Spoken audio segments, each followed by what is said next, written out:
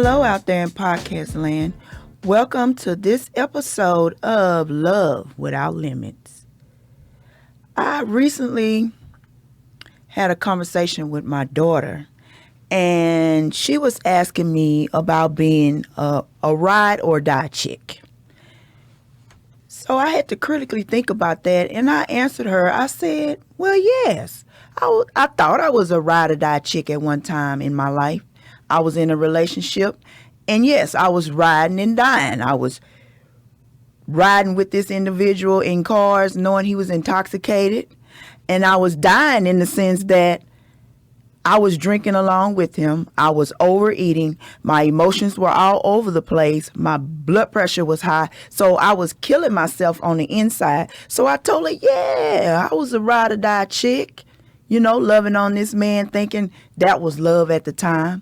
So I feel like it's important for young people to realize the severity of being that ride or die chick. You're going to be with this individual no matter what this person does to you, regardless, because you want to show this person love. I'm here to tell you today that is so toxic. That's not love. That is just really, you're killing yourself internally. No emotions, your emotional health, your mental health, all of that is at stake when you're dealing with something like that. When I looked up the definition for ride or die chick, I found this was the definition that I found. It stated that when women are willing to I can't even talk today. When women are willing to support their partner and his risky lifestyle, despite how this may endanger or harm her. So my thing was, or the key words in that definition was risky lifestyle, no matter how that lifestyle affects you as a woman. So the first thing that I concluded was, for me, and this is confessions, for me, it was being with that individual, knowing that at that time he was cheating with other women, with having unprotected sex with other women. And then, he and I were still sexually active. So I'm risking my life. For what? Just to show this individual that I love him? Was that type of love supposed to change his behavior? In my mind at the time, I thought that was real. I thought that was love. No. You're endangering your life. If that person really loved you, then that person wouldn't endanger your life like that anyway. That is just something to think about. When we hear the term ride or die chick, we initially think, in that direction. And I just feel like that's just so toxic. Another thing about that risky lifestyle and harming yourself is your feelings not being respected. How are your feelings being respected when you're so busy catering to this individual? There's no way. It's no way. So why would you put yourself all the way on the back burner as far as your feelings and your emotions? Putting your life in danger depending on what this individual is doing to you. If it doesn't affect you, emotionally or mentally, physically, yes. Like I said, if this person's out here, having sex with multiple women and having sex with you, and you calling yourself this ride or die chick, you gonna stay by this man? No, you're putting yourself at risk. Is this person, are you ready to die for this person? Then in that case, I guess you really are a ride or die chick, if you're willing to die for this person.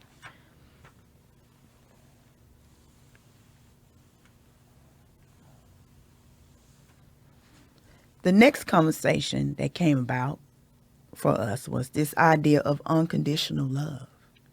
So I kind of incorporated the unconditional love with this idea of being a ride or die chick. Because love without, conditions is basically saying that, from my perspective, is you just will accept anything in a relationship just to show that you love this person. And once again, I will use myself for an example. Once upon a time, I thought that by me loving an individual, no matter what that individual was doing to me internally, that my love was some kind of way change that person. That was illogical. It doesn't even make sense now that I think about it. You can't change anybody. They have to want to change on their own. There's no way you can change anybody. And unfortunately for me, I had to learn that the hard way. I suffered years of taking in bull crap from, my spouse at the time that I didn't really have to put up with. But I thought that was my idea of showing him unconditional love. No, that's not unconditional love. That's not being a ride-or-die chick. That's being a doormat and being foolish. I mean, I'm just being honest with you. So if you're out there and you're living that kind of lifestyle, it's time to change. It's time for a change. I'm big on change. So you need to change your thinking, change your lifestyle, change your thoughts. So going forward, you will have a different perspective on how to deal with individuals like that. And, just have some kind of self-love, self-respect for yourself. As women, we've always been taught to put others first. Our needs should come last. But there comes a time in life where your needs can't be last. You have to put yourself first. You have to think about that. Once again, are you willing to die for this person? Because, I use the example of the cheating spouse and, having unprotected sex. But, what about the high blood pressure? Because this person is stressing you out. That stuff will kill you. You will have a stroke. Or what about the mental pressure putting on you, or that individual is putting on you? You could, basically, have a nervous breakdown. I've seen all of these things. But I still chose to live that lifestyle because that was taught to me. That is what I saw growing up. But now that I'm much older and I know better, I'm doing better.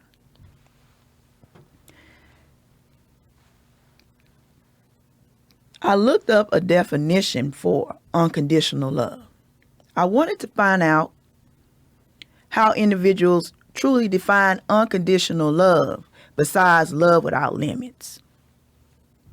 The first one, of course, was love without limitations or without conditions. Let me repeat that. Love without limitations or love without conditions. But can you truly love someone without limitation or conditions?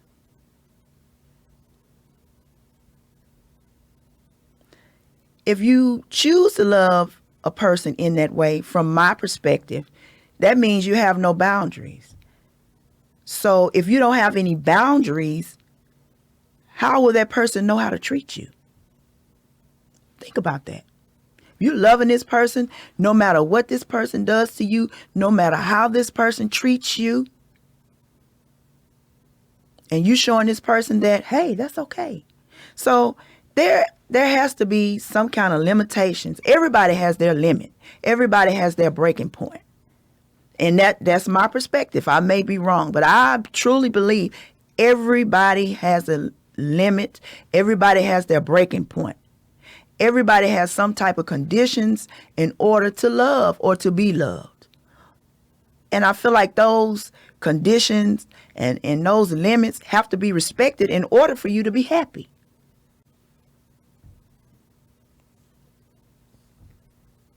Another definition of unconditional love stated that love without strings attached.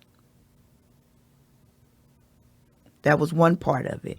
The next part stated that love that you offer freely, and also you do not base the love off of what someone does for you in return for loving them. I'll back up to the first one. Love without strings attached. That is the same thing that I just talked about those limitations and conditions. You have to have some type of boundaries and expectations, and those things have to be met in order for you to be happy. Now, I may be wrong. I don't know, but this is my perspective. If you can, if you have a different thought on that, please leave it in the comments. I would like to know. But I truly believe in order for you to be happy, you have to set boundaries in relationships, and you also have to have some expectations from that person. I do not believe that you can just go through life and be in a relationship with somebody and not have any boundaries or expectations. And I'm speaking from experience because I lived that life and I was not happy. But I put my happiness on the back burner for that individual. The next one says that you offer your love freely.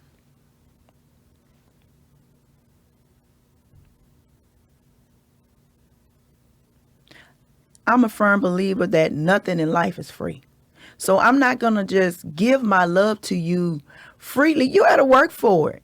Why should I just give you my love freely and you're not doing anything to earn it? That's life, period. You go out and work, you earn money. People not just giving you money for free. Even if you volunteer, you're getting something in return because maybe it's just that feeling of knowing that you actually gave, to whatever organization that you're volunteering in. But my point when it comes to love, you just can't give your love freely. People should have to work for it. Your spouse should have to work for it. Now, when I speak on unconditional love, I'm not speaking in the terms of your children. You should love your children unconditionally. That I understand. I'm speaking on the aspects of relationships, spouses, or if you're your girlfriend, boyfriend, that type of thing. Once again, I'm bagging up to giving your love freely.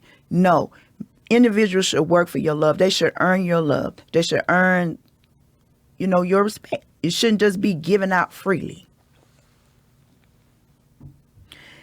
The next one stated, you do not base the love off of what someone does for you in return.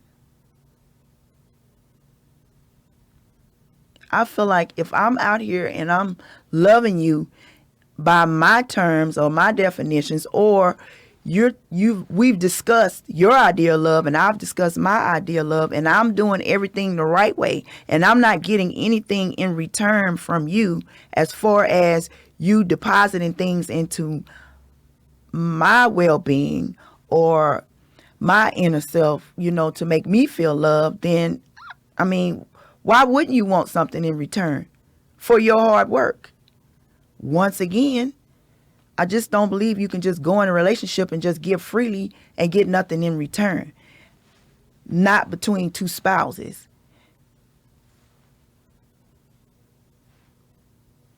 That's not okay. You can be in a relationship and you could be with what I call a taker. These individuals will take and take and take and just never give. Eventually, you're going to come to that limit or your breaking point. You can give so much before you just get tired when you're getting nothing in return. I feel like the only way you can love and not want anything in return is from your children.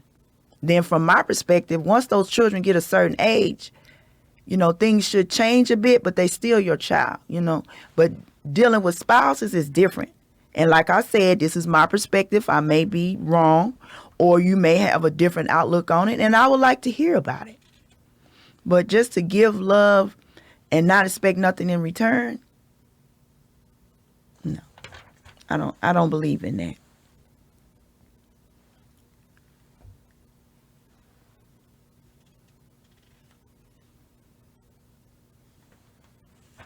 Now, how can we love a person unconditionally? If you believe in unconditional love, how can you love a person unconditionally? That is, by definition, loving a person with their flaws and all, and giving them a safe place to show you those flaws and all, and you just accept them as who they are as a person, the good and the bad side. Now, by definition, I believe that is true. I believe that should come from both male and female. You should be able to be vulnerable in front of your spouse without that individual, belittling you or criticizing you. You should be able to be who you are as a person, and they should love you regardless. Now, that is an ideal unconditional love, or that is how you can show unconditional love. Some people may ask, what's the difference between love and unconditional love?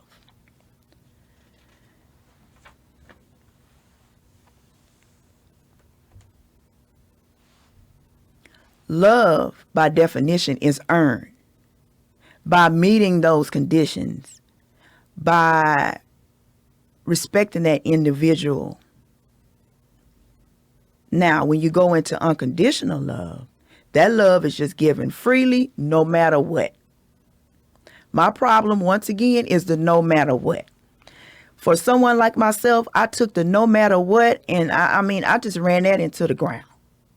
Because I have dealt with, I'm telling you, cheating spouses. I've been, physically abused. That's no sign of love. No one should put up with abuse, period.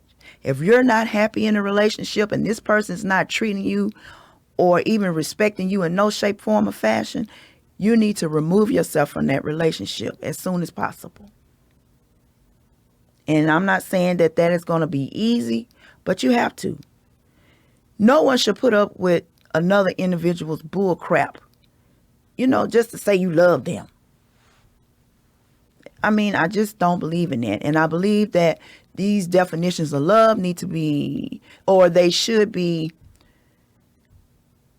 redefined in more detail. Because someone like myself that, I really didn't critically think about it, and nobody really broke it all the way down to me about, being, loving a person unconditionally. That doesn't mean you're going to put up with that crap. So I guess I can say for me, I feel like there is unconditional love for your children, but in a relationship, I guess I'm more of on the line of love is earned. I just don't believe in giving out your love for free. I just don't. No, period. Now, if you're in a relationship and maybe it's seasoned, meaning that you've been in a relationship for a long time, maybe you are in a relationship where there is considered unconditional love by society standards. Now, I'm going to give you ways to recognize that you are in a relationship that could be considered, unconditional, with unconditional love. And I'm not going to I don't like to say the term red flags unless it's danger. I'm going to call these green flags. That means you're good to go. The first one is, or it states that they support you in your dreams. When you're in a relationship, it is very important that you have the support of your spouse in your dreams. And I would say that I'm experiencing that at this stage in my life. And I'm really enjoying that, because when you're with an individual that never supports you in anything that you want to do, and you're still stuck in that old gender role of, I have to support my man, no matter what, and put my dreams and my things, that I want to do in my life on the back burner, I believe that you're miserable because you're not living your full potential. And like I said, once again, that's my perspective. Everybody should have a dream or a goal in life. As a woman, I can speak. Everybody should have a dream. You should have a dream or a goal in life. You just can't cater your whole life to your spouse. So, but when you have the support of that individual, that is something that will help you blossom. When that individual put your needs above theirs.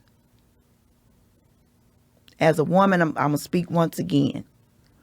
A lot of us were taught that we should cater to our man no matter what. But if you're with that individual that can put your needs along, side by side, you're satisfying their needs, they're satisfying your needs. Hey, you're reaching that unconditional love. You're getting it. The next thing is they will let their guard down in front of you. They will tell you their true feelings. And basically you won't judge them on their true feelings. You can talk to that person, communicate with that person. Those are green flags of you could possibly be in a relationship with unconditional love. If you have those things, that's good. I recently, experienced all of these things in a relationship. But from my perspective, that individual is loving me, period. If I'm able to tell that person my feelings and that person is able to tell me their feelings, I feel like, I can be my true self. That is for me. Ladies, I can take this wig off. I can take these lashes off. I could just be me. And that person doesn't love me no less, no more. I could have a good day or a bad day. He's still there. So that's that sign of unconditional love. When you're in a relationship and you giving, once again, you're giving and get nothing in return, you can't, you're just empty on the inside. And you get, I used to tell people I was exhausted. I was beyond tired. I was just exhausted. I couldn't take anymore. It's just exhausted. Mentally and emotionally exhausted. Those type of relationships you need to get out of quickly. Now, if you're in a relationship and you possibly want to know how can you start practicing, this concept of unconditional love in your relationship, I'm going to give you 3 green flags that you can start out with. Of course, there are many different methods, but these are the 3 that I felt are important.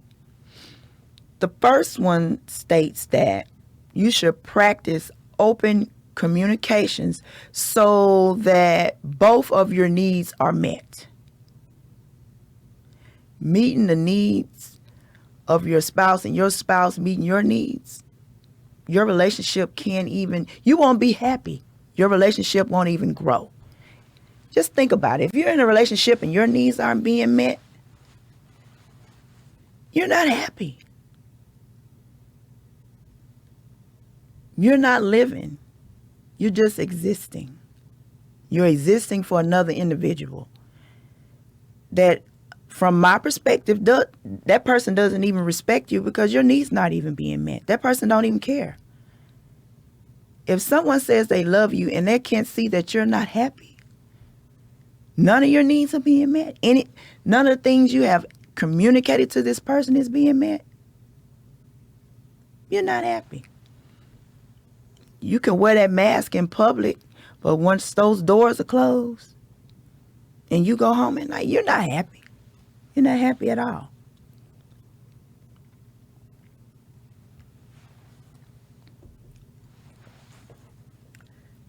The next step states that you should communicate in a non-defensive way and be able to express your feelings while taking in the other person's feelings into account.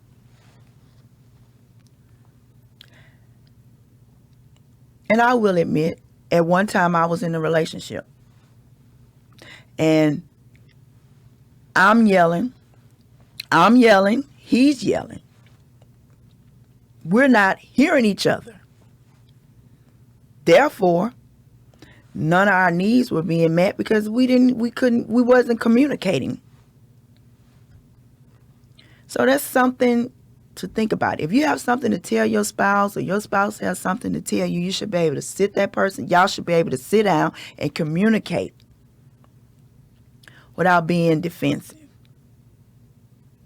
Without, just yelling at each other. You're not hearing each other. So once again, your needs not being met, his needs not being met, both of y'all unhappy. And I can't say this enough. In communication, there is a sender and a receiver.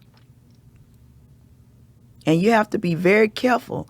Sometimes the message you're trying to send, that receiver not ready to receive it.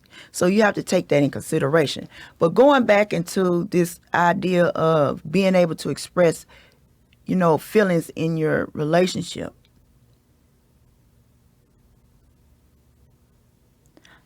I will use myself for an example. I will suppress my true feelings, just to make this individual happy. Now, I know this person has done something to make me unhappy or angry or sad or whatever the case may be, my emotion at the time. But in order not to hurt this person's feelings, I will suppress my feelings. What kind of foolishness sense do that make? None. So I'm sitting up there unhappy, being fake, and just to prove to this person that I loved him at the time. Now I do not hold my tongue. If it's something that makes me angry, if it's something that, makes me sad, or it's something that person did to me that I don't like, I'm quick to sit that person down and talk to them in a calm voice and express my feelings. Of course, you got to think about it first. Because sometimes, like I said, those old habits we've had for years, it's hard to break them. They can be broken, but it's not going to be easy. So that yelling was a habit of mine. And I'm just recently working on that. And, I can say my relationship now is totally different. That person listened to my feelings and my needs, and I'm listening to his feelings and his needs. So it makes a big difference in the relationship. The next thing that it states is you should share your power in relationships. The first thing that came to my mind was the controlling spouse, the individuals that like to stay in control. Sometimes we have no control over situations, and we, for damn sure, doesn't have control over an individual. So once you get that thought process in your head that the only thing you can control is you. So it's okay, not to be in control all the time. Like I said, this is from my perspective. Now, it says share power. Sometimes he might be in control. Sometimes, you might be in control as the woman. But at the end of the day, it's share power. Being in a relationship is not 50-50. It's both of y'all giving 100%. I'm not going to say 50-50 no more. I don't believe in 50-50. We're going to give 100. I'm going to give 100. You're going to give 100. Hell, if you can give 110, let's work our way up to 100 with 10. But that 50-50 crap, I don't believe in that no more. I want 100% of you. I want 100% of everything. Now, we can share the power. Sometimes the woman might be in control. Sometimes a man might be in control. That's okay. But you got to be able to work that out.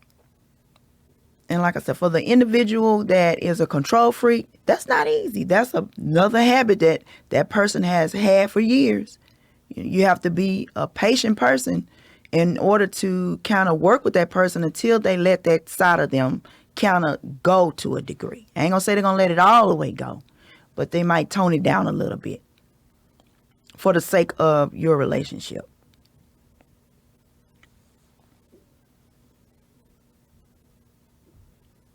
And once again, in order for needs to be met in a relationship, learning how to communicate is key. Because if you can't communicate things in a relationship, you don't have a relationship at all. And I'm preaching today about these individuals that want to jump into these marriages. You're more in love with the idea of being married than the actual marriage itself. You want to put on a wedding gown. You want to have this big shebang bang wedding. And then when the wedding's over, then what? You haven't educated yourself. You don't know anything about this individual. You just know that you want to be married. And that's where the problems come in at. So I strongly advise you before you jump into these relationships and marriages that you do your homework, do the work, do the research. I was watching this show, and This individual was getting ready to get married. And the host asked the male, you know, why do you love this person? And he had this long drawn list. Then the individual asked the woman, why do you want to marry this man? Or why do you love this man? And the only thing this person could speak about was his physical characteristics.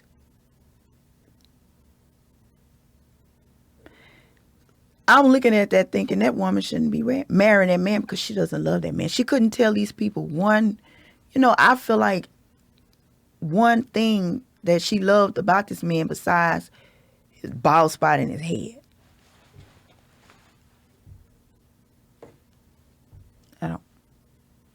I don't know. But I digress. Now, like I said before, this is just my perspective. When it comes to unconditional love, only God can love in that way. Only God can love you unconditionally, no matter what you do. Only God can love that way. You shouldn't expect no individual to love you where they don't have any boundaries or limitations. Nothing. You should not. I found this interesting quote that described unconditional love, and I feel like if I was to co-sign with any definition of unconditional love, this would be it. Let me pull it up real quick for you. Okay, it states that unconditional love is the outer expression of inner peace. Now that I co-sign. Now, you have to ask yourself, how can you get inner peace, or how do you obtain inner peace? That is dealing with your eternal self. You can go back and look at any of my podcasts, and I give you a clear roadmap on how to get inner peace. But in order to get that unconditional love, you have to have inner peace. You have to have that person that you can communicate your feelings with. You have to have that. That meditation time. Get that inner peace. That inner peace is the key basically to your happiness. If you don't have inner peace, you can't be happy. Bottom line. So if you want unconditional love, and I suggest that you get inner peace. Now, once again, I co-sign with that definition. So all of you people out there that says, oh, I have unconditional love. He loves me regardless, or I love him. You think about that. If you're sitting up there unhappy, you don't have inner peace. If you're not able to express your feelings, you don't have inner peace. You're just in a mess. You're on one big roller coaster ride to your death. Like I said, high blood pressure, those feelings that you're suppressing, they're going to come out in a dysfunctional way. You're either eating yourself to death like I used to do, you drinking yourself like I used to do, or you with an individual that's abusing you, period, physically, mentally, and emotionally. And where will any of those things get you? Nowhere.